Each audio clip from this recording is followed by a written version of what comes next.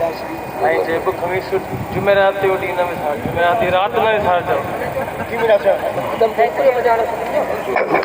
निहायती अॼु इख़्तिताम असांजो थियो हिन ते ऐं निहायती तव्हां सभिनी दोस्तनि जो बिलख़ुसूस ॿाहिरां असांजे इर्द गिर्द जा जेके बिरशा जा ॿिया ॻोठ आहिनि जीअं अवलान उचंड महमूद थई मिर्ज़ो शाहाणी उनखां अलावा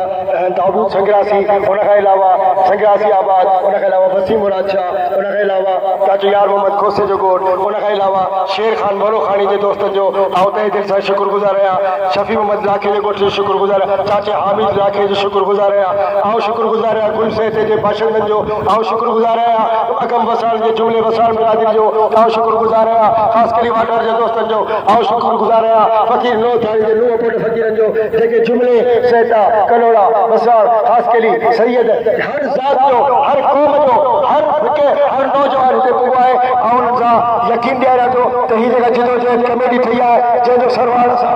डॉक्टर अयाज़ अली चंद साहब ऐं डिप्टी कन्वीनर जनाब एडवोकेट साजिद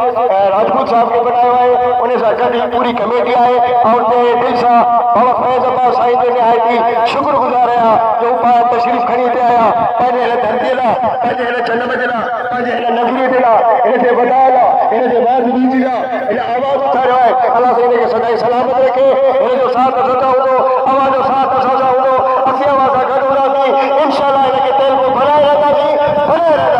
ऐं हीअ तकलीफ़ूं अवां खे असीं ॾींदा रहंदासीं असांजे सॾ में तव्हां सॾु ॾींदव त इनशाअल्लाह अवां जा ॻोठ में महमूद ठही वॾो ॻोठ आहे हिनखे यूनियन काउंसिल ठाहियो वञे गुल शहज़ा खे यूनियन काउंसिल ठाहियो वञे इनखे अलावा वसीम मुराद शाह खे यूनियन काउंसिल कयो वञे दरिया ख़ान तालपुर खे टाउन कमेटी जो दर्जो ॾिनो वञे छाजे करे इहे शहर कॾहिं तरक़ी कंदा तॾहिं हिननि खे इनफरादी तौर ते हिननि खे पंहिंजूं नंढियूं नंढियूं लोकल हुकूमतूं मिलंदियूं यार ज़िंदा सोहबत बाक़ी सदाईं गॾु